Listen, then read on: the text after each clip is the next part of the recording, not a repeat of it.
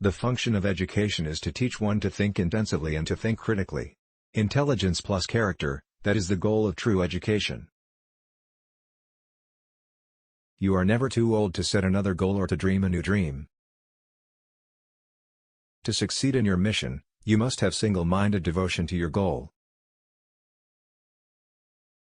We hold these truths to be self-evident, that all men are created equal, that they are endowed by their Creator with certain unalienable rights, that among these are life, liberty, and the pursuit of happiness. Question with boldness even the existence of a God, because, if there be one, he must more approve of the homage of reason, than that of blindfolded fear.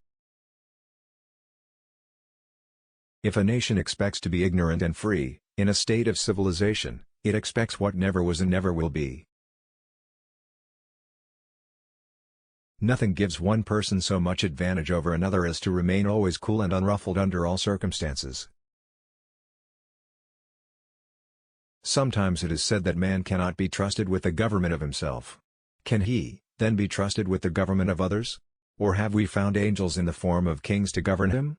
Let history answer this question.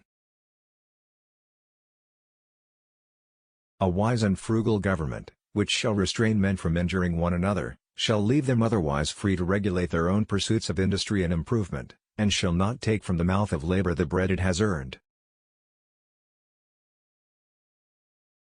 Mankind are more disposed to suffer, while evils are sufferable, than to right themselves by abolishing the forms to which they are accustomed. Rightful liberty is unobstructed action according to our will within limits drawn around us by the equal rights of others. I do not add within the limits of the law because law is often but the tyrant's will, and always so when it violates the rights of the individual. Experience hath shown, that even under the best forms of government those entrusted with power have, in time, and by slow operations, perverted it into tyranny.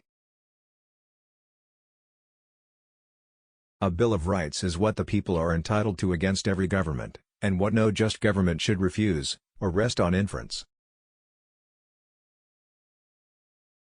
I never considered a difference of opinion in politics, in religion, in philosophy, as cause for withdrawing from a friend. Determine never to be idle. No person will have occasion to complain of the want of time who never loses any. It is wonderful how much may be done if we are always doing. All, will bear in mind this sacred principle, that though the will of the majority is in all cases to prevail, that will to be rightful must be reasonable, that the minority possess their equal rights, which equal law must protect, and to violate would be oppression.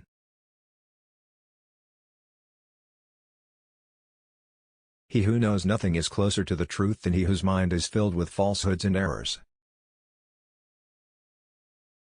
Leave all the afternoon for exercise and recreation, which are as necessary as reading. I will rather say more necessary because health is worth more than learning. I hope we shall crush in its birth the aristocracy of our moneyed corporations which dare already to challenge our government to a trial by strength, and bid defiance to the laws of our country.